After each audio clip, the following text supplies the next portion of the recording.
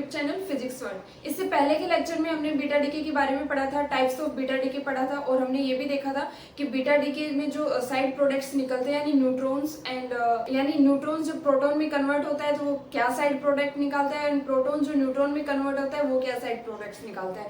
तो हमने types of beta decay के बारे में पढ़ लिया था और वो न्यूक्लियस से कैसे एमिट होता है ये थ्योरी भी हमने देख ली थी। उसके बाद हमने देखा था कि बीटा डी के जो 3 मेजर प्रॉब्लम्स हैं उनको सोल्व कैसे नहीं कर पा रहा था, ठीक है, वो हमने 3 मेजर प्रॉब्लम्स भी देख ली थी। यानी कंजर्वेशन लॉज का वॉयलेशन हमने देख लिया था कि वो बीटा डी के उसको कैसे सक्सेसफुली नहीं एक्सप्लेन कर रहा था। उसके बाद पोली आया था, पोली ने इसको न्यूट्रिनो हाइपोथेसिस से इसको कंप्लीट इन 3 मेजर प्रॉब्लम्स को इन्होंने न्यूट्रिनो की हेल्प से कैसे उसको कंजर्वेशन लॉज को फॉलो करवाया था। तो आज हम पढ़ेंगे बीटा डी के ट्रांजिशन रूल्स, ठीक है। तो आई होप आप पीछे के 2-3 जो लेक्चर्स हैं बीटा डी के पे वो देख के आए होंगे। अगर वो आपने नहीं देखे हैं तो आपको ये बीटा डी के ट्रांजिशन रूल्स बिल्कुल भी समझ में नहीं आएगा, तो आप पहले वो देखें और उसके बाद ये क्लास देख सकते हैं। तो आज का मेरा टॉपिक है बीटा डी के ट्रांजिशन रूल्स। तो बीटा डी के ट्रांजिशन रूल्स देखने से पहले मैं एक इक्वेशन लिखती हूँ। जैसे न्यूट्रॉन कन्वर्ट हो रहा है प्रोटॉन में एंड साइड प्रोडक्ट बाहर क्या निकलता है, इलेक्ट्रॉन प्लस एंटी न्यूट्रिनो। ये तो क्या था, बीटा नेगेटिव डीके था। आपको मैंने ये ट्रिक से याद भी करवाया था कि बीटा नेगेटिव यहाँ पे न्यूट्रॉन्स को नेगेटिव सेंस में, पार्टिकल नेगेटिव सेंस में माना है, जो कि कन्वर्ट किस में हो रहा है, प्रोटॉन में, और सारे के सारे नेगेटिव सेंस वाले पार्टिकल्स का क्या करता है, एमिशन करता है। और फिर जो हमारी जो नेक्स्ट थी यानी बीटा प्लस डीके में क्या होता है, प्रोटॉन जो है वो किस में कन्वर्ट होता है, न्यूट्रॉन में, और साइड प्रोडक्ट्स क्या निकालता है, पॉजिट्रॉन्स को बाहर निकालता है, ठीक है, प्लस न्यूट्रिनो। तो इसकी ट्रिक क्या थी, बी पॉजिटिव, यानी पॉजिटिव सेंस वाला पार्टिकल जो है वो प्रोटॉन है और वो किस में कन्वर्ट हो रहा है, न्यूट्रॉन में, और सारे के सारे पॉजिटिव सेंस वाले पार्टिकल्स का क्या करता है, एमिशन करता है। तो ये तो हमने पीछे के लेक्चर से ये देख लिया beta negative and beta positive decay में। अब इनके सिलेक्शन रूल्स कैसे डिसाइड करेंगे, बीटा डीके ट्रांजिशंस होते क्या है वो देखते हैं। तो ये इसमें क्या होता है, ये क्या है हमारा डॉटर न्यूक्लियस, पेरेंट न्यूक्लियाइड, इसको हमने पेरेंट मान लिया, और ये क्या है हमारा डॉटर,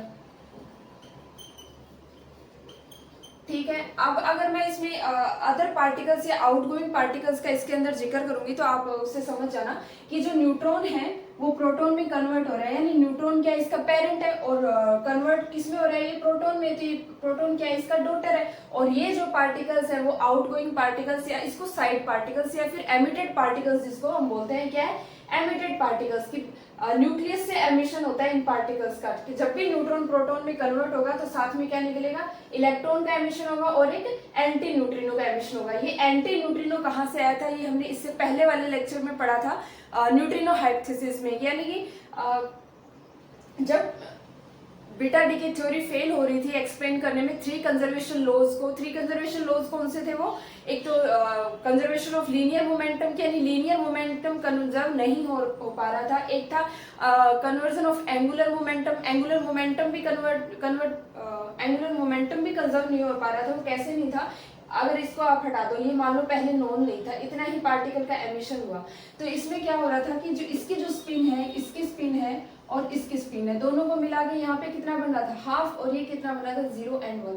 तो यहाँ पे एंगुलर मोमेंटम कंजर्व नहीं हो पा रहा था, ठीक है। तो एक तो ये वाला फेलियर था। दूसरा क्या था, कंजर्वेशन ऑफ एनर्जी, यानी जो एनर्जी एमिटेड बीटा पार्टिकल्स की जो एनर्जी थी वो एक्सपेरिमेंटल से और थ्योरेटिकल से क्या आ रही थी, डिफरेंट आ रही थी। तो यानी हमने ये एज्यूम किया था कि कोई ऐसा पार्टिकल है, जो कोई ऐसा सेकंड पार्टिकल इलेक्ट्रॉन के साथ में कोई ऐसा पार्टिकल भी एमिट हो रहा है जो ये एनर्जी क्या है लेके जा रहे हैं, ठीक है। हमने कर्व देखा था कि एनर्जी का ये कर्व था, यहाँ पे कुछ क्यू मैक्स मिल रही थी, यानी थ्योरेटिकल में तो कितनी थी, इतनी कंप्लीट एनर्जी मिल रही थी कुछ पर्टिकुलर, लेकिन जब हमने एक्सपेरिमेंटल देखा तो यहाँ कुछ एनर्जी मिल रही थी, यानी इतनी एनर्जी तो इलेक्ट्रॉन्स लेके जा रहे हैं, ठीक है, इलेक्ट्रॉन्स या फिर पॉजिट्रॉन्स, इतनी एनर्जी तो ये जब एमिट होते हैं तो ये खुद के साथ में लेके जाते हैं, लेकिन ये जो बाकी की बची एनर्जी है ये क्या है, कहीं ना कहीं लॉस हो रही है। इसको भी कोई ना कोई पार्टिकल एक ऐसा है न्यूक्लियस के अंदर जो इलेक्ट्रॉन्स के साथ में एमिट होता है और वो इतनी एनर्जी क्या है खुद को लेके जाता है।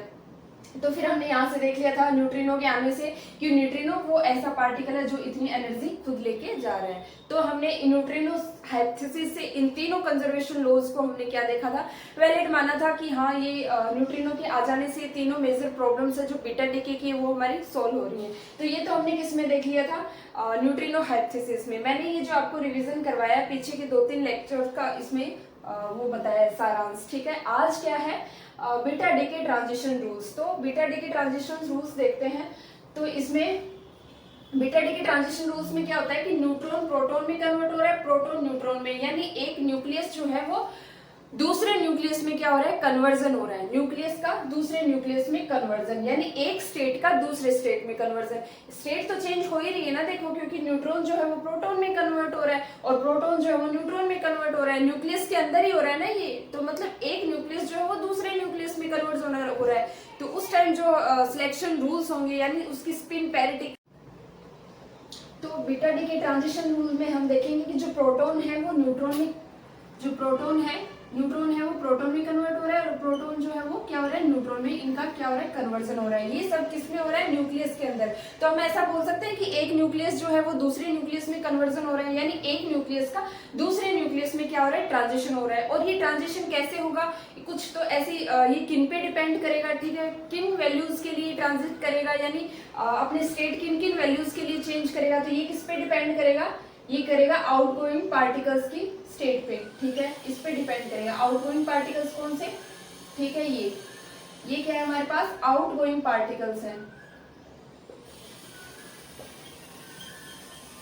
आउटगोइंग पार्टिकल्स कैसे माना है मैंने इनको, कि जब हम बीटा नेगेटिव और बीटा पॉजिटिव डीके पढ़ते हैं तो हम ऐसा देखते हैं कि जब न्यूट्रॉन प्रोटॉन में कन्वर्ट होता है तो ये ऑलवेज इलेक्ट्रॉन का एमिशन करता है और साथ में क्या निकलता है, एंटी न्यूट्रिनो।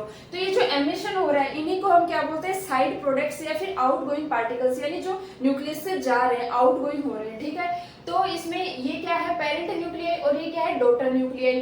तो ये क्या है, आउटगोइंग पार्टिकल्स। ऐसा ही इसके अंदर देख लो बीटा प्लस डीके में, ये क्या है इसका पेरेंट न्यूक्लियाई और ये क्या है, डॉटर न्यूक्लियाई और ये क्या है इसका आउटगोइंग पार्टिकल्स, ठीक है। तो मैंने यहाँ पे लिख दिया आउटगोइंग पार्टिकल्स।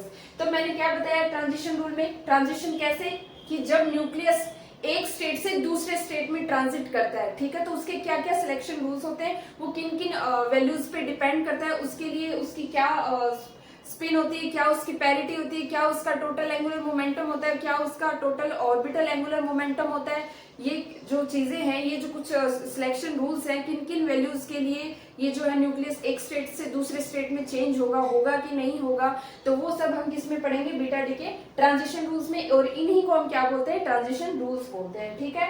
तो ये क्या है, आउटगोइंग पार्टिकल्स की जब भी स्टेट चेंज होगी ना, न्यूक्लियस के अंदर है ये, तो ये क्या है, न्यूक्लियस के अंदर है, इसमें प्रोटॉन भी है, न्यूट्रॉन भी है, प्रोटॉन न्यूट्रॉन, ठीक है। जब भी इन दोनों का कन्वर्जन होगा, तो यानी न्यूक्लियस के अंदर एक न्यूक्लियस से दूसरे न्यूक्लियस में जब कन्वर्जन होगा तो स्टेट चेंज होगी ना, तो वो किन किन वैल्यूज पे डिपेंड करेगी, वो किस में देखेंगे हम, ट्रांजिशन रूल्स में देखेंगे। तो ये सब किस पे डिपेंड करता है, ये ट्रांजिशन रूल्स किस पे डिपेंड करता है, इन आउटगोइंग पार्टिकल्स पे। इन आउटगोइंग पार्टिकल्स पे कैसे डिपेंड करता है, तो चलिए वो देख लेते हैं। हमें ये जानना जरूरी है ट्रांजिशन रूल्स में कि ट्रांजिशन रूल्स किस पे ज्यादा डिपेंड करते हैं, ठीक है। ये किस पे डिपेंड करते हैं, आउटगोइंग पार्टिकल्स पे डिपेंड करते हैं ये ट्रांजिशन रूल। इन्हीं से हम डिसाइड करेंगे कि क्या सिलेक्शन रूल्स होने चाहिए, ठीक है। तो कैसे डिपेंड करेंगे, आउटगोइंग पार्टिकल्स हमारे पास क्या है, electrons and anti neutrino, positrons and anti neutrino, ठीक है। इसके कैसे डिपेंड करेंगे, इन आउटगोइंग पार्टिकल्स का टोटल एंगुलर मोमेंटम क्या है, ठीक है।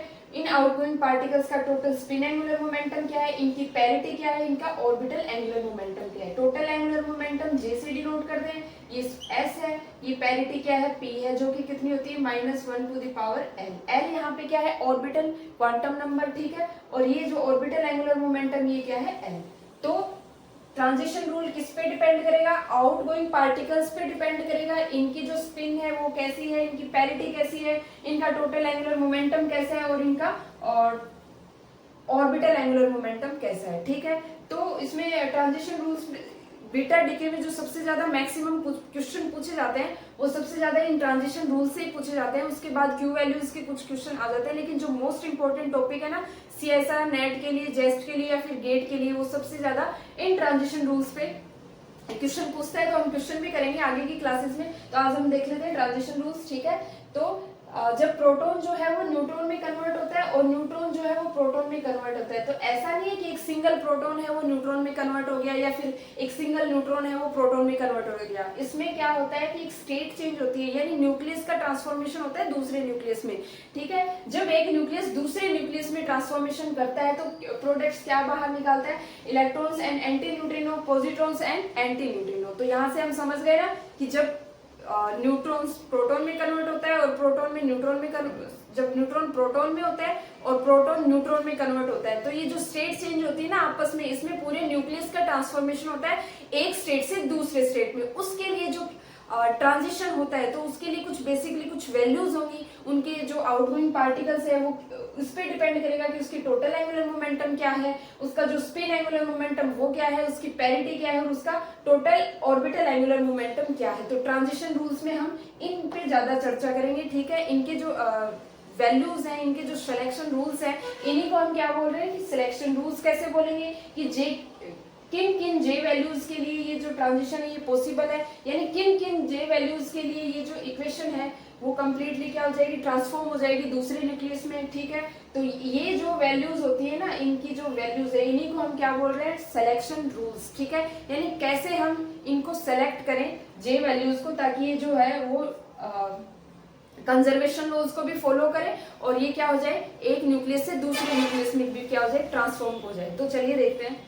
तो ये हमारे पास वो है आउटगोइंग पार्टिकल्स या साइड प्रोडक्ट्स, ठीक है। तो इन ये क्या है, सारे फर्मियोन्स है, हम जानते हैं ना ये फर्मियोन्स है। फर्मियोन्स होंगे तो इनकी स्पिन जो है वो क्या होगी, हाफ ऑर्डर इंटीग्रल वैल्यू होगी, तो स्पिन जो है इसकी क्या होगी, 1/2 हो गई, ठीक है। तो ये इनकी जो स्पिन है ये तो हमने पढ़ा है ना उससे पार्टिकल फिजिक्स में, इनकी जो स्पिन है वो क्या होती है, हाफ होती है, इनकी भी स्पिन जो वो क्या होती है, हाफ होती है। तो यहाँ से मैंने देख लिया, जैसे मैंने इसको ले लिया न्यूट्रॉन, पहली वाली इक्वेशन को ले लिया मैंने प्लस एंटी न्यूट्रिनो। अब इसका जो है एक ये है और एक ये है, इसकी जो स्पिन है वो S1 इक्वल्स टू मैंने हाफ ले ली और इसकी जो स्पिन है वो S2 है वो भी क्या ले ली, हाफ ले ली। अब जब मैं इसका रिजल्टेंट स्पिन एंगुलर मोमेंटम निकालूंगी तो क्या होगा, हाफ टू प्लस हाफ से 2, हाफ टू माइनस हाफ, तो ये कितनी आ गई, S इक्वल्स टू 0 and 1। ये दो वैल्यूज मिल गई मेरे को, टोटल स्पिन एंगुलर मोमेंटम। इन दो वैल्यूज से हम डिसाइड करेंगे कि ये जो सिलेक्शन रूल्स हैं ये भी दो टाइप के होते हैं, एक तो अलाउड और एक फर्मी एंड एक गैमो-टेलर, ठीक है। जब ये S इक्वल्स टू 0 है, यानी इन दोनों की जो इलेक्ट्रॉन्स और एंटी न्यूट्रिनो, इनकी स्पिन क्या है, वो एंटी पैरेलल है। स्पिन जब इनकी एंटी पैरेलल है, यानी एक की स्पिन ऐसे है और दूसरे की स्पिन क्या है, ऐसे है, ठीक है। तो इसकी जो S इक्वल्स टू इसके लिए क्या हो गया, हाफ, और इसके लिए माइनस हाफ। तो यहाँ से क्या देख लिया हमने, S इक्वल्स टू 0, हमने ये देख लिया एंटी पैरेलल स्पिन है। एंटी पैरेलल स्पिन यानी एक की स्पिन ऊपर है अपवर्ड में, एक की डाउनवर्ड, डाउनवर्ड को मैंने नेगेटिव कर दिया एमएस वैल्यू से, ठीक है। आई होप आपको ये एमएस वैल्यूज का पता होगा, स्पिन मैग्नेटिक क्वांटम नंबर से, ठीक है। तो यहाँ से मैंने देख लिया जब इनकी जो स्पिन है, when spin is anti parallel, यहाँ लिख देती हूँ, when spin is anti parallel. किसकी स्पिन, किसकी स्पिन की बात कर रही हूँ मैं, इलेक्ट्रॉन्स एंड एंटी न्यूट्रिनो की। जब इलेक्ट्रॉन्स और एंटी न्यूट्रिनो है वो अपोजिट स्पिन में होंगे तब S इक्वल्स टू क्या होगा, 0 होगा। नेक्स्ट है हमारे पास when spin is parallel, when spin is parallel तो S इक्वल्स टू क्या होगा, 1 होगा। पैरेलल कैसे, जैसे दोनों की स्पिन अपवर्ड हो तो ये इसका भी हाफ और इसका भी हाफ, दोनों जुड़ जाएंगे ना, 1 हो जाएगा, ठीक है। तो इस तरीके से मैंने इसको दो वे में डिसाइड कर दिया। इस ट्रांजिशन रूल को समझने के लिए सबसे पहले हमें क्या चीज समझनी है कि डिपेंड किस पे करेगा, डिपेंड किस पे करेगा, ये आउटगोइंग पार्टिकल्स पे डिपेंड करेगा, पहली बात, ठीक है। कैसे, हमें इनका एंगुलर मोमेंटम, इनकी स्पिन पैरिटी और इनका ऑर्बिटल एंगुलर मोमेंटम देखना है, ठीक है जी। देख लिया मैंने एक इक्वेशन लिख दी, ये किसकी है, बीटा नेगेटिव डीके की इक्वेशन है। अब इसमें ये क्या है, ये क्या है, पेरेंट न्यूक्लियाई और ये क्या है, डॉटर न्यूक्लियाई, ये क्या है, आउटगोइंग पार्टिकल्स। तो आप मेरे को ये बोलोगे कि आपने तो कहा था आउटगोइंग पार्टिकल्स की स्पिन वगैरह देखनी है हमें, ठीक है। हाँ जी मैंने बोला था, ठीक है। ये आउटगोइंग पार्टिकल्स है, इनकी मैंने स्पिन देखी। ये दोनों पार्टिकल्स है, मुझे पता है ये क्या है, फर्मियोन्स है। फर्मियोन्स क्या होते हैं, हाफ ऑड इंटीग्रल वैल्यूज लेते हैं ना स्पिन के लिए, ठीक है। तो फर्मियोन्स की क्या होती है, हाफ स्पिन, इसकी भी स्पिन हाफ, इसकी भी स्पिन हाफ। ये हमने सबने पार्टिकल फिजिक्स में देखा हुआ है कि जो इलेक्ट्रॉन्स हैं और जो फर्मियोन्स हैं उनकी स्पिन क्या होती है, हाफ होती है। तो यहाँ से मैंने इसको ले लिया S1, इसकी भी स्पिन हाफ, इसको ले लिया S2। जब मैं इसकी रिजल्टेंट स्पिन निकालूंगी ना तो मेरे पास यहाँ से दो वैल्यूज आ गई स्पिन की, S इक्वल्स टू 0 और 1। इस स्पिन के बेसिस पे, इन दोनों के स्पिन के बेसिस पे मैंने इन ट्रांजिशन रूल्स को दो टाइप में डिवाइड कर दिया। दो टाइप में कौन से, एक तो क्या होगी जब स्पिन इसकी पैरेलल होगी, सॉरी स्पिन इसकी एंटी पैरेलल होगी। एंटी पैरेलल किसकी स्पिन बोल रही हूँ, इलेक्ट्रॉन्स एंड एंटी न्यूट्रिनो। मैंने इक्वेशन ही यही ली है तो मैं इसके बारे में बात कर रही हूँ। जब मैं ये इक्वेशन लूंगी तो यहाँ पे लिखूंगी पॉजिट्रॉन और न्यूट्रिनो की एंटी पैरेलल स्पिन, ठीक है। तो मैंने इस स्पिन के बेसिस पे यहाँ से जो मुझे दो वैल्यूज मिली थी ना, S इक्वल्स टू 0 एंड 1, इन दोनों वैल्यूज के बेसिस पे मैंने इन ट्रांजिशन रूल्स को दो टाइप से डिवाइड कर दिया। अब दो टाइप से कैसे डिवाइड करेंगे वो देखते हैं। पहला क्या है, when spin is anti parallel, कि जब स्पिन है वो एंटी पैरेलल होगी, यानी इलेक्ट्रॉन्स और एंटी न्यूट्रिनो की स्पिन जब एंटी पैरेलल होगी तो वहां पे तब जो स्पिन है उनकी रिजल्टेंट वो क्या होगी, S इक्वल्स टू 0, ठीक है। फिर सेकेंड है व्हेन स्पिन इज पैरेलल, यानी इलेक्ट्रॉन्स एंड एंटी न्यूट्रिनो की स्पिन जब दोनों ही अपवार्ड होगी, दोनों ही स्पिन पैरेलल होगी, उस टाइम में जो रिजल्टेंट स्पिन एंगुलर मोमेंटम है वो क्या होगा, S इक्वल्स टू 1। यानी जो दो वैल्यूज आई थी हमारे पास 0 एंड 1, इसके बेसिस पे हमने इन ट्रांजिशन रूल्स को दो टाइप से डिवाइड कर दिया, पहला और दूसरा, ठीक है।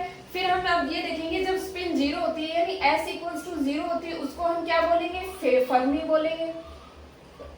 और जब S इक्वल्स टू 1 होती है उसको क्या बोलेंगे, हम गेमो-टेलर बोलेंगे, ठीक है। तो हम ये देखते हैं आगे, इतना आप एक बार समझ लीजिए। इसका फर्दर थ्योरेटिकल फॉर्म में लिखा है कि जब स्पिन जो है वो डिसाइड करेगी ट्रांजिशन कौन सा होगा, वो फर्मी होगा कि गेमो-टेलर होगा, ठीक है। तो आउटगोइंग पार्टिकल्स की स्पिन, ये क्या है, आउटगोइंग पार्टिकल्स की स्पिन पे डिपेंड करता है ये, ठीक है। आउटगोइंग पार्टिकल्स, ये जो आउटगोइंग पार्टिकल्स है इनकी जो रिजल्टेंट स्पिन है वो डिसाइड करेगी कि ये जो ट्रांजिशन है वो कौन सा होगा। यानी ट्रांजिशन को स्पिन के बेसिस पे हमने ट्रांजिशन को दो टाइप्स पे डिवाइड किया है, फर्मी एंड गेमो-टेलर, ठीक है। तो ये जो रिएक्शन ले ली मैंने इसमें, यानी न्यूट्रॉन प्रोटॉन में कन्वर्ट हो रहा है और ये दोनों पार्टिकल्स को बाहर निकाल रहा है। इसकी स्पिन हाफ ले ली, इसकी भी हाफ है, ठीक है। तो रिजल्टेंट S इक्वल्स टू 0,1 बन गया। अब रिजल्टेंट स्पिन 0 और 1 बन गई।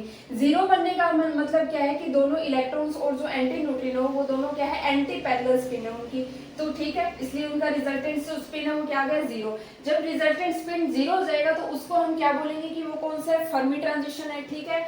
जब इन दोनों के इलेक्ट्रॉन्स और एंटी न्यूट्रिनो की जो स्पिन है वो पैरेलल हो जाएगी, यानी दोनों पैरेलल स्पिन में हो जाएंगे, तो उसका जो रिजल्टेंट स्पिन है वो 1 आएगा और उसको हम क्या बोलेंगे, गेमो-टेलर ट्रांजिशन, ठीक है। तो इन स्पिन के बेसिस पे हमने इन ट्रांजिशन को दो टाइप से डिवाइड कर दिया, फर्मी एंड गेमो-टेलर। तो ये तो हमने इसकी स्पिन की स्टोरी देख ली, ठीक है, स्पिन के बारे में। तो total angular momentum J equals to L plus S होता है ना, ठीक है।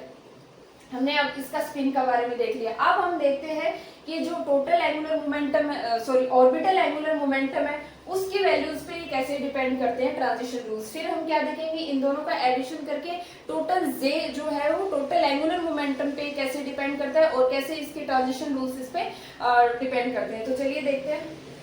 अब हम देख लेते हैं टोटल ऑर्बिटल एंगुलर मोमेंटम पे जो कैसे वो डिपेंड करता है। तो जो total orbital angular momentum L है वो क्या कितनी वैल्यू ले सकता है, 0 1 2 3 4 आगे तक, ठीक है। तो ये L जो है वो इतनी वैल्यूज ले सकता है, लेकिन हमने पीछे पढ़ा है कि जो स्पिन है वो दो ही वैल्यूज ले सकता है, 0 एंड 1। या तो दो वैल्यूज कैसे ले सकता है, आपको बता दिया था कि उसमें या तो इलेक्ट्रॉन्स एंड एंटी न्यूट्रिनो की स्पिन अगर एंटी पैरेलल होगी तो उस एंटी पैरेलल होगी तो यानी जो स्पिन है वो अगर इस तरीके से हो तो S क्या हो जाता है, 0 हो जाता है, ठीक है। और अगर इलेक्ट्रॉन्स और एंटी न्यूट्रॉन की जो स्पिन है वो पैरेलल हो जाए, यानी दोनों की स्पिन ऐसे हो जाए अपवर्ड स्टेट में, तो क्या हो जाता है, S इक्वल्स टू 1 हो जाता है। तो ये हमने बता दिया था। तो यानी जो स्पिन है वो दो वैल्यूज ले सकता है, 0 एंड 1, और जो L है उसकी वैल्यूज कितनी हो सकती है, 0 1 2 3 एंड 4, ठीक है, आगे तक। तो इन एल की वैल्यूज के भरोसे हमने एस की वैल्यूज के भरोसे ये देख लिया था कि जो ट्रांजिशन रूल्स हैं वो दो तरीके के होते हैं, या तो फर्मी या फिर गेमो टेलर, ठीक है। वो एस की वैल्यू देख के हमने उसको बता दिया था स्पिन के बेसिस पे।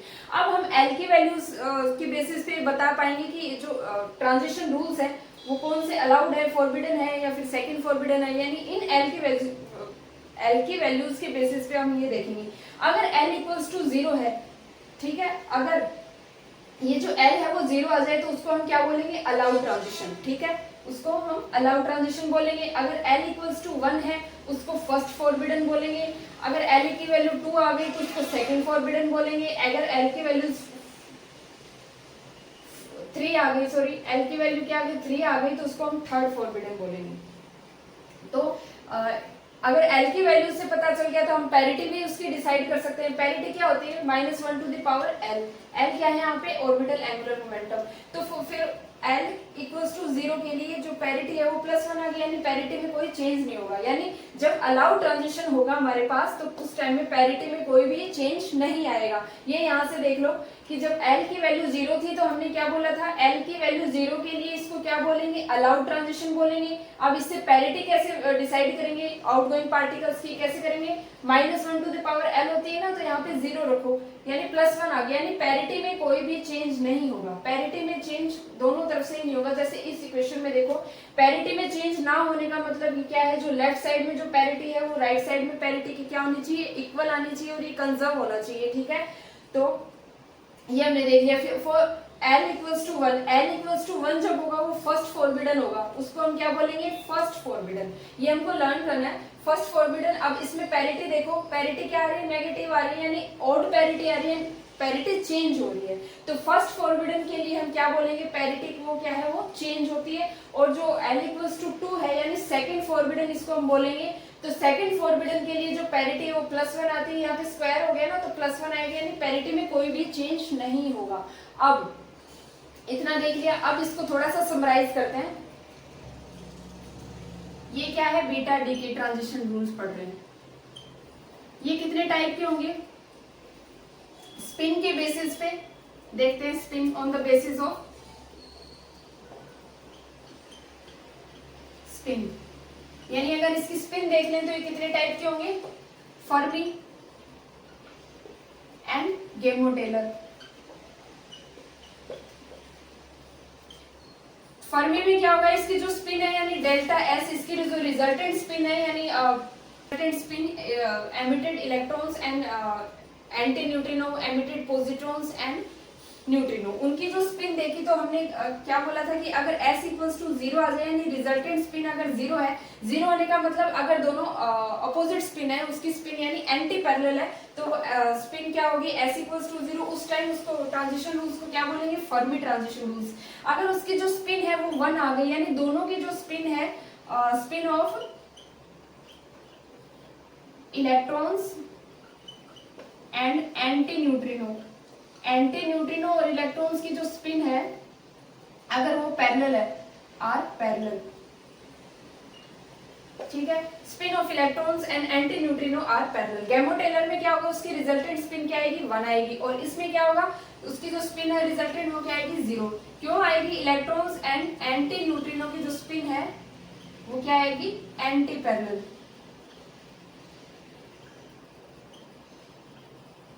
ये हमने किसके बेसिस पे दिखा था, बीटा डीके को, on the basis off spin. Spin देख लिया, स्पिन पे अब हम देखेंगे। तो चलिए जो हमने पढ़ा है उसको समराइज कर देते हैं। स्पिन का हमने देख लिया, on the basis of L values के जो बीटा डीके ट्रांजिशन रूल्स हैं ये एल वैल्यूज पे कैसे डिपेंड करते हैं। तो एल इक्वल्स टू 0 होगा, उसको हम क्या बोलेंगे, अलाउड ट्रांजिशंस बोलेंगे, ठीक है। ये एल वैल्यूज के बेसिस पे इसको इन टाइप्स में इसको डिफाइन किया है। अगर L इक्वल्स टू 0 है उसको हम बोलेंगे अलाउड ट्रांजिशन। इस अलाउड ट्रांजिशन में कोई भी पैरिटी चेंज नहीं होगी। पैरिटी कैसे लिखते हैं, P equals to -1 to the power L। L यहाँ पे क्या है, 0, 0 डालो तो इसमें कोई भी पैरिटी चेंज नहीं होगी, यानी जो पैरिटी है लेफ्ट साइड में वही क्या रहेगी, राइट साइड में रहेगी। फिर L इक्वल्स टू 1 हो जाए उसको हम क्या बोलेंगे, फर्स्ट फॉरबिडन बोलेंगे, इसके अंदर पैरिटी क्या होगी, चेंज होगी। फिर है सेकंड फॉरबिडन, यानी L अगर L की वैल्यू 2 है तो इसमें क्या होगा, सेकंड फॉरबिडन होगा, इसके अंदर कोई भी पैरिटी चेंज नहीं होगी। और फिर है थर्ड फॉरबिडन एंड ये चलता रहता है। इन तो सबसे ज्यादा जो पॉसिबिलिटी रहती है ट्रांजिशन रूल में, वो इसकी रहती है, फिर इसकी रहती है, ये जो है वो उनकी क्या रहती है, बहुत ही मिनिमम पॉसिबिलिटीज रहती है इनकी होने की, ठीक है। तो अब हम देखते हैं टोटल एंगुलर मोमेंटम की जो वैल्यूज है वो क्या होनी चाहिए बीटा डी की ट्रांजिशन रूल्स में। तो चलिए देखते हैं। अब हम क्या देखेंगे, टोटल एंगुलर मोमेंटम, ठीक है, यानी जी। अब ये जो आउटगोइंग पार्टिकल्स हैं, ठीक है, इलेक्ट्रॉन्स प्लस एंटी न्यूट्रिनो, ये जो आउटगोइंग पार्टिकल्स है इनका टोटल एंगुलर मोमेंटम हमने क्या ले लिया, जे ले लिया, ठीक है। तो इस रिएक्शन के अंदर देखो, जैसे न्यूट्रॉन प्रोटॉन में कन्वर्ट हो रहा है और ये हमें मिल रहा है, इसका एंगुलर मोमेंटम हमने जे ले लिया, ठीक है। तो बचा क्या, ये क्या है, पेरेंट, ठीक है, और ये क्या है इसका डॉटर।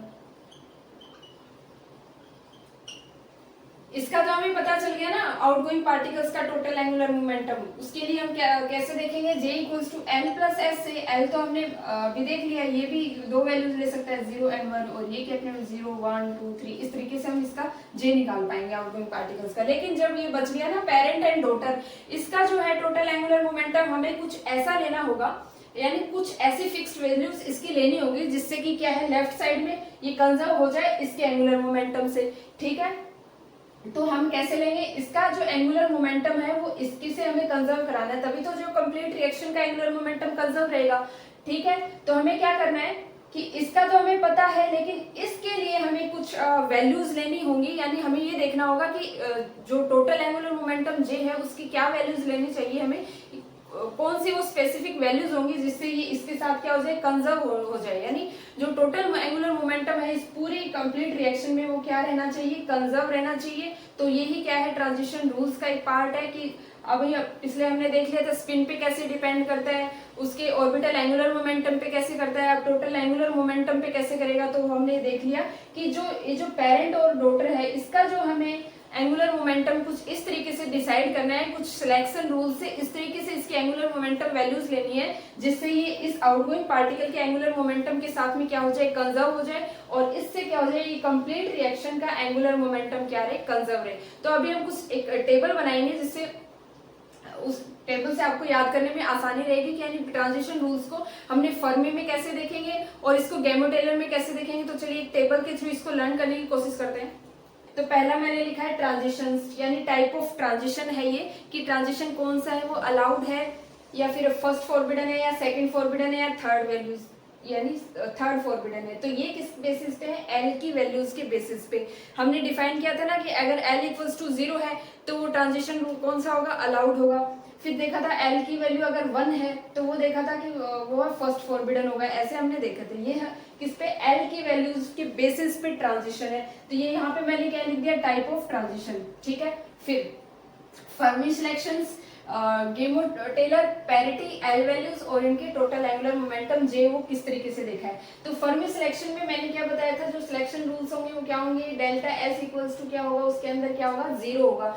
0 कैसे देखा था, if electrons and anti neutrinos have anti parallel spin, अगर दोनों की स्पिन जो है वो एंटी पैरेलल होगी तो उस केस में क्या होगा, जो टोटल जो स्पिन है वो क्या होगी, 0 होगी। तो स्पिन 0 होगी तो इसका जो ये है टोटल एंगुलर मोमेंटम जे, वो कैसे निकालेंगे, वो हमने ऐसे देखा है। देखो जैसे ये एक प्रोटॉन है वो किसमें, सॉरी एक न्यूट्रॉन जो है वो एक प्रोटॉन में कन्वर्ट हो रहा है, यानी बीटा नेगेटिव डीके की ये मैंने वैल्यूज रख ली। तो इसमें क्या होता है, इसका जो टोटल एंगुलर मोमेंटम है वो जे कैसे निकालेंगे, J equals to L plus S. ये मैं क्या बता रही हूँ कि ये जो डेल्टा जे है वो कैसे लिए हमने इस सिलेक्शन रूल्स में, ये तो हमें पता है, ये देख लिया, लेकिन ये कैसे आई, ये चलिए इससे देखते हैं। इसमें क्या होता है कि जो J इक्वल्स टू क्या होता है, वो L प्लस एस होता है। L हमें पता है कि L इक्वल्स टू हमने 0 1 2 3 ये वैल्यूज ली थी, और S की वैल्यू हमने क्या ली थी, 0 and 1। तो सबसे पहले मैंने L इक्वल्स टू 0 लिया, S इक्वल्स टू 0 लिया, तो दोनों के लिए डेल्टा J इक्वल्स टू क्या होगी, 0। इन दोनों का एडिशन ही तो होता है टोटल एंगुलर मोमेंटम। तो यहाँ पे डेल्टा J इक्वल्स टू 0 आ गया फॉर फर्मी। ये किसके लिए है, सिर्फ फर्मी के लिए। तो हमारे पास सिलेक्शन रूल क्या बन गए फर्मी के, delta J equals to 0 and delta S equals to 0। फिर मैंने देखा गैमो-टेलर के लिए। गैमो-टेलर के लिए हमने देखा था कि दोनों की जो इलेक्ट्रॉन्स हैं और जो न्यूट्रिनोज एंटी न्यूट्रिनोज है उनकी जो स्पिन है वो पैरेलल स्पिन होती है। तो पैरेलल स्पिन होने के साथ साथ इनकी जो रिजल्टेंट स्पिन है वो कितनी आ गई, 1 आ गई। ठीक है, एक तो ये तो हमने पहले पढ़ लिया, लेकिन ये वैल्यू कहाँ से आई है इसका ये देखते हैं। गेमो टेलर में क्या होता है, S इक्वल्स टू 1 होता है और L की जो पहली वैल्यू है वो मैंने ले ली L इक्वल्स टू 0। तो सिलेक्शन रूल मेरा क्या बन गया, डेल्टा J इक्वल्स टू, दोनों का एडिशन किया 0, प्लस माइनस 1। तो ये चीज मैंने यहाँ उठा के यहाँ रख दी कि इसका जो सिलेक्शन रूल है वो क्या बन गया, delta J equals to 0 plus minus 1। ये हमें याद करना है, याद रखना है। गैमो टेलर सिलेक्शन रूल्स में जो जे की वैल्यूज है वो क्या रहती है, स्पिन की वैल्यू क्या रहती है, ठीक है। तो ये बता दिया एक्सेप्ट 0, 0 टू 0 ट्रांजिशन है वो नहीं होगा, ठीक है, ये पॉसिबल नहीं होगा। कि कैसे बता रही हूँ कि मान लो यहाँ पे 0 है और लेफ्ट साइड में भी 0 प्लस है और कुछ आगे आ रहा है, ठीक है। तो ये जो रिएक्शन है, तो ये जो रिएक्शन है, अगर इस टाइप की रिएक्शन आपको क्वेश्चन में मिल जाए तो ये क्या है, पॉसिबल नहीं है, क्योंकि इसमें दे रखा है ना कि गेमो टेलर में एक्सेप्ट 0 टू 0, यानी 0 टू 0 ट्रांजिशन है वो सेम स्टेट ट्रांजिशन है वो अलाउड नहीं होगा किसके अंदर, गेमो टेलर में। लेकिन इसके अंदर ऐसी कोई नेसेसरी नीड नहीं है। लेकिन इस गेमो टेलर में अगर हम देख रहे हैं तो यहाँ पे सिलेक्शन रूल क्या हो जाएंगे, delta J equals to 0, plus minus 1 और डेल्टा S इक्वल्स टू 1। ये S हर बार नहीं लिखेंगे अपन, ये अपन को सेल्फ अंडरस्टूड होना जाना चाहिए कि जो फर्मी में है वो स्पिन क्या होती है, उनकी 0 रहती है, और जो गेमो टेलर है उसमें स्पिन जो है वो 1 रहती है। तो ये हमने देख लिया गेमो टेलर के लिए। अब इसकी पैरिटी कैसे दिखेंगे, parity equals to P equals to -1 to the power L होती है ना। तो फर्स्ट अलाउड के लिए, अलाउड के लिए L की वैल्यूज क्या रहती है, हमारे पास 0 रहती है। तो इसका मतलब इसके अंदर पैरिटी में कोई भी चेंज नहीं आएगा, पैरिटी में चेंज नहीं आएगा। मैंने एग्जांपल लिया था, देखो इसके अंदर लेफ्ट साइड जो पैरिटी है वो क्या रहेगी, राइट साइड पैरिटी की इक्वल रहेगी। तो इस तरीके से हम देखेंगे कि पैरिटी में कोई भी चेंज नहीं है। लेकिन ये अगर अलाउड हो सकता है, ये किससे, फर्मी सिलेक्शन रूल से। फर्मी सिलेक्शन में तो ऐसा कुछ है नहीं ना कि 0 टू 0 अलाउड नहीं होगा। तो ये अलाउड किससे नहीं होगा, गेमो टेलर सिलेक्शन रूल से अलाउड नहीं होगा, क्योंकि गेमो टेलर में क्या बोला था, 0 टू 0 ट्रांजिशन है वो क्या है, अलाउड नहीं होता है। ये इसके सिलेक्शन रूल्स में है। तो अगर सिलेक्शन रूल्स हमें ध्यान है तो हम कोई भी क्वेश्चन को कर सकते हैं। फिर मैंने पैरिटी का देख लिया कि अगर L इक्वल्स टू 0 तो पैरिटी में कोई भी चेंज नहीं होगा। यहाँ से मैंने आपको डिफाइन कर दिया कि जो डेल्टा J की वैल्यूज है वो मैं किस तरीके से ले रही हूँ। फिर मैंने देखा first forbidden type of transition में सेकंड कौन सा है, फर्स्ट फॉरबिडन। फर्स्ट फॉरबिडन में क्या होता है, L इक्वल्स टू 1 होता है। L इक्वल्स टू 1 होगा तो पैरिटी भी क्या होगी, चेंज होगी। पैरिटी चेंज कैसे करके देखें, P equals to -1 to the power L, L की इक्वल्स टू 1 रखो तो -1 टू द पावर 1 कितना आ गया, -1, यानी पैरिटी जो है वो क्या हो रही है, चेंज हो रही है। अब इसमें फर्मी सिलेक्शन रूल्स क्या है, गेमो टेलर सिलेक्शन रूल्स क्या है वो देखो। डेल्टा S इक्वल्स टू 0 आ गया, ये तो आपको पता था फर्मी सिलेक्शन रूल्स में, क्योंकि जो दोनों की जो स्पिन है वो एंटी पैरेलल होती है। अब ये कैसे ले रही हूँ मैं, ये मैंने इस तरीके से लिया है क्योंकि इसमें L इक्वल्स टू 0, 1, 2, 3 ये वैल्यू ले सकता है और डेल्टा S क्या ले सकता है, 0 and 1। उस तरीके से मैंने इनको जोड़ा, delta J equals to L plus S देखा तो वहां से मेरे को ये मिल गया। डेल्टा J इसकी वैल्यू कितनी ले सकता है, 0, प्लस माइनस 1। अब इसमें क्या होगा, फर्मी सिलेक्शन में 0 टू 0 ट्रांजिशन है वो अलाउड नहीं होगा। ये किस केस में है, फर्स्ट फॉरबिडन के लिए। ऐसा मत कर देना आप कि फर्मी सिलेक्शन रूल में तो आपने बोला था इसकी तरह की कोई नीड ही नहीं है। वो किसके लिए है, अलाउड के लिए है। आपको ये पहचानना पड़ेगा सबसे पहले रिएक्शन देख के वो अलाउड है कि नहीं। अलाउड नहीं है ये कैसे देखेंगे, L की वैल्यूज से हमें पता चलेगा कि अलाउड है या नहीं। उसकी जो L वैल्यूज है वो, जैसे कोई हमें दे दिया, कोई न्यूक्लियाई दे दिया, उसका सबसे पहले हमें क्या पता रहना चाहिए, उसका इलेक्ट्रॉनिक कॉन्फ़िगरेशन करके हम उसका ये देखेंगे कि उसके टोटल एंगुलर मोमेंटम है वो कौन सा आ रहा है। मान लो ये 5/2 पॉजिटिव स्टेट में है, ऐसा कुछ आ रहा है और ये D सब शेल में है। तो D के लिए अगर हमें पता है, D के लिए L इक्वल्स टू क्या होता है, 2 होता है। लास्ट इस शेल में फिल हो रहा है इलेक्ट्रॉन, तो वो हमें वहां से L की वैल्यू पता लग जाएगी कि D में है, L इक्वल्स टू 2 है। L इक्वल्स टू 2 देखते ही हमें क्या पता लग जाएगा कि ये तो सेकंड फॉरबिडन है। वहां से हम देखना चालू करेंगे इसमें फर्मी सिलेक्शन रूल से अलाउड हो रहा है या फिर फर्मी सिलेक्शन रूल से फॉरबिडन है कि या फिर गेमो टेलर से फॉरबिडन है। तो इसके हम क्वेश्चंस करेंगे तो आपका कंफ्यूजन क्लियर हो जाएगा। तो ये तो इसके याद करने की वो रहेगी टेबल, आप इसको टेबुलर फॉर्म में लर्न करेंगे तो ज्यादा रहेगा आसानी। तो ये जो बाकी ये डिफाइन किया था वैसे ही ये आ जाएंगे। अब इसको याद कैसे कर सकते हैं, मेन बात वो है, क्योंकि सारे के सारे ये जो है ये समझ में नहीं आएंगे कि डेल्टा J इसमें क्या होगा, फर्मी में क्या होगा, गेमो टेलर। इसको याद करने के लिए बेसिक सी मैंने ट्रिक बनाई है कि आपको ये तो पता रहना चाहिए एल की वैल्यूज देखी कि अलाउड होगा, फर्स्ट फॉरबिडन होगा, सेकंड फॉरबिडन होगा या थर्ड फॉरबिडन होगा।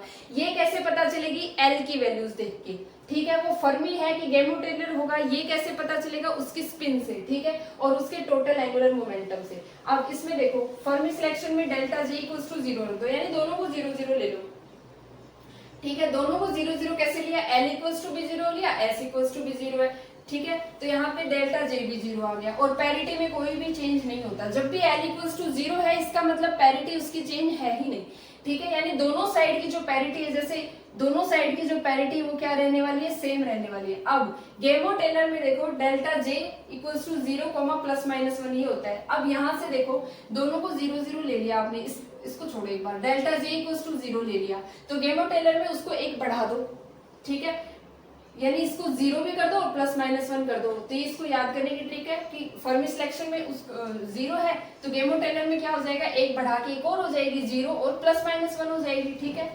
तो ये गैमो टेलर को याद कर लेंगे। और स्पिन आपको पता ही है इसकी क्या रह जाती है? रिजल्टेंट स्पिन 1 होती है।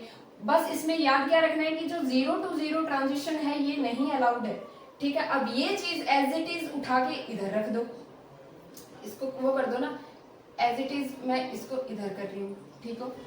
अब डेल्टा एस इक्वल्स टू 0 रहेगा इसमें ऑलरेडी। अब ये चीज यहाँ से उठा के यहाँ रख दो, जितनी भी ये वैल्यूज है ना, इसको एस वाले को छोड़ के ये जो है ये यहाँ पे ले आओ, ठीक है। तो delta J equals to 0 plus minus 1 और एक्सेप्ट 0 to 0 ट्रांजिशन, यानी ये जो चीज है मैं इस साइड ले आई हूँ, ठीक है। अब हमें क्या करना है? जब फर्मी गैमो टेलर देखेंगे ना फर्स्ट फॉरबिडन के लिए, तो इस वैल्यू के लिए एक और जोड़ दो इसके अंदर। यानी इसमें भी क्या देखा था? फर्मी में क्या था? 0 था, और गैमो टेलर में इसमें एक जोड़ के हमने 0 और प्लस माइनस 1 कर दिया। तो अब इसमें भी वैसा ही कर दो, delta J equals to 0 plus minus 1, एक और जोड़ दिया प्लस माइनस 2, इससे एक बढ़ा के इसमें लाना है, ठीक है। तो इससे एक बढ़ा के इसमें ले आओ। तो अब की बार क्या है? इसके अंदर 0 to 0 तो होगा ही नहीं, हमें ये पता है। अब इसमें दो और जुड़ जाएंगे, यानी हाफ टू हाफ ट्रांजिशन में नहीं होगा। हाफ टू हाफ ट्रांजिशन कैसे बता रही हूँ? यानी लेफ्ट साइड में भी हाफ है और इधर भी हाफ है, तो ये जो है गैमो टेलर के लिए ये पॉसिबल नहीं है, यहाँ पे कोई भी वो अलाउड नहीं होगा। ये किससे अलाउड हो सकता है? फर्मी से अलाउड हो सकता है, क्योंकि फर्मी में ऐसा कोई भी रूल नहीं है, क्यों? फर्मी में ऐसा रूल नहीं है, लेकिन 0 to 0 फर्मी में अलाउड नहीं होगा, ये यहाँ पे मेंशन है, ठीक है। फिर पैरिटी आपको पता ही है कि पैरिटी चेंज होगी इसके अंदर, क्योंकि एल की वैल्यूज है वो प्लस, एल की वैल्यूज है वो 1 होगी, ठीक है। फिर जो नेक्स्ट है सेकंड फॉरबिडन में क्या होता है हमारे पास? L equals to 2, L equals to 2 है, तो मतलब पैरिटी उसके अंदर क्या होगी? चेंज होगी। सॉरी, पैरिटी चेंज नहीं होगी, पैरिटी चेंज वैसे नहीं हो रही है। -1 टू द पावर स्क्वायर करो, कितनी आ रही है? +1, यानी पैरिटी जो है वो एज इट इज आ रही है। लेफ्ट साइड की पैरिटी भी और लेफ्ट साइड की पैरिटी और राइट साइड की पैरिटी दोनों सेम है, पैरिटी चेंज नहीं होगी। अब ये जो चीज है, अब इसमें क्या करेंगे? ये चीज यहाँ पे लानी है, तो इसमें डेल्टा जे है वो क्या हो जाएगा? +-1 +-2। अब इसमें 0 को छोड़ देंगे, तो यहाँ से क्या आ जाए? +-1 एंड +-2। अब ये दोनों तो हमने ले लिए थे, ठीक है। अब ये जो लास्ट वाला है उसको देखो, यानी 0 to 1 जो है इसके अंदर वो क्या होगा? अलाउड नहीं होगा। क्या करेंगे? 0 को छोड़ दो, 0 अपन ने बहुत बार ले लिया, यहाँ भी ले लिया, यहाँ भी ले लिया, यहाँ भी ले लिया। अब क्या करेंगे? 0 को आप छोड़ दो, अभी आगे की वैल्यू से उठाना चालू कर दो, यानी डेल्टा जे क्या हो जाएगा? +-1 +-2, ये बन गया डेल्टा जे। अब इसमें क्या होगा? अलाउड कौन सा नहीं होगा? 0 to 1 जो स्टेट है वो उसके बीच में ट्रांजिशन नहीं होगा, ठीक है। अब फिर गैमो टेलर में क्या बोला था मैंने? इससे एक प्लस स्टेट बढ़ा देते हैं ना। अब क्या करेंगे? इसको छोड़ते जाएंगे, +1 को छोड़ दो, अब इसमें हो जाएगा +-2 +-3। इस बार क्या हो जाएगा? 0 से लेके जो 2 के बीच का जो ट्रांजिशन है वो नहीं होगा। फिर क्या करेंगे? थर्ड फॉरबिडन देखा, थर्ड फॉरबिडन में ये चीज वापस ले आओ, ठीक है। अब इसमें +-2 +-3 हो गया, ये एज इट इज यहाँ पे आ गया। फिर क्या किया? गैमो टेलर में देखेंगे तो मैंने कहा था ना, जो ले लिया उसको छोड़ दो, यानी 2 + 2 हो गया ना, उसको हमने छोड़ दिया, तो आगे वाला क्या आ गया? +-3 एंड +-4। तो ऐसे हमें याद करना है। एक बार फिर से देख लीजिए, ये क्या है? एल वैल्यूज के बीच में ट्रांजिशन है। अगर एस वैल्यूज के बीच में ट्रांजिशन देखा तो हमें पता चला कि ट्रांजिशन है वो 2 टाइप की है, फर्मी सिलेक्शन एंड गैमो सिलेक्शन। ये स्पिन के बेसिस पे है, ठीक है। अब इसका जो कंप्लीट ट्रांजिशन देखेंगे वो टेबुलर फॉर्म में हमने देख लिया। फर्मी सिलेक्शन रूल में क्या होते हैं, दोनों ही जीरो होते हैं, यानी delta J equals to zero और delta S equals to zero. जब गैमो टेलर याद रखेंगे तो इस जीरो में एक बढ़ा देंगे, यानी जीरो कोमा प्लस माइनस कर दिया, और जीरो टू जीरो ट्रांजिशन नहीं होगा, ये हमें याद रखना है। फिर ये क्या किया मैंने, इसको मैं एज इट इज यहाँ पे लिए, जीरो प्लस माइनस वन, और ये जीरो टू जीरो ट्रांजिशन यहाँ भी नहीं होगा। अब क्या किया, डेल्टा जे इसकी, अब मैंने बोला था ना एक बढ़ाते चलो, ये zero plus minus one plus minus two, एक मैं बढ़ाती चली, ठीक है। और इस बार क्या है, ये दो और ऐड हो जाएंगे, यानी हाफ से हाफ भी नहीं होगा और जीरो टू वन भी ट्रांजिशन नहीं होगा। फिर ये जो चीज है मैं एज इट इज यहाँ पे ले आऊंगी। अब जीरो बहुत हो गया, जीरो को छोड़ दो। अब क्या लेंगे, प्लस माइनस, इससे आगे वाला लेना चालू करेंगे, plus minus one plus minus two ले लिया, और ये जीरो टू वन ट्रांजिशन यहाँ नहीं होगा। यहाँ पे ये दोनों पॉसिबल हो सकते हैं लेकिन जीरो टू वन ट्रांजिशन नहीं होगा। अब क्या किया, जो प्लस माइनस वन है ना, इसको छोड़ के इसके आगे वाले लेते चलो, plus minus two plus minus three, ये लेते चलेंगे। फिर ये चीज यहाँ पे ले आएंगे, फिर इससे एक छोड़ के आगे वाला ले लेंगे, ठीक है। तो ये इसको याद करने की हमारे पास ट्रिक बन गई। तो आज के लेक्चर में हमने ये ट्रांजिशन रूल्स देखे, तो आई होप आपको लेक्चर आज का समझ में आ गया होगा। तो इसको आप टेबुलर फॉर्म में इसको नोट डाउन कीजिए और इन ट्रांजिशन रूल्स को आप याद कर लीजिए, और कल हम इसके बेसिस पे कुछ क्वेश्चंस करेंगे, नेट गेट जेस्ट में आए हुए क्वेश्चंस, तो आपको ये समझ में आ जाएगा कि ये ट्रांजिशन रूल्स है वो कैसे अप्लाई करने होते हैं किसी भी रिएक्शंस को देख के। तो आज के लेक्चर में बस इतना ही, मिलते हैं कल नए लेक्चर के साथ।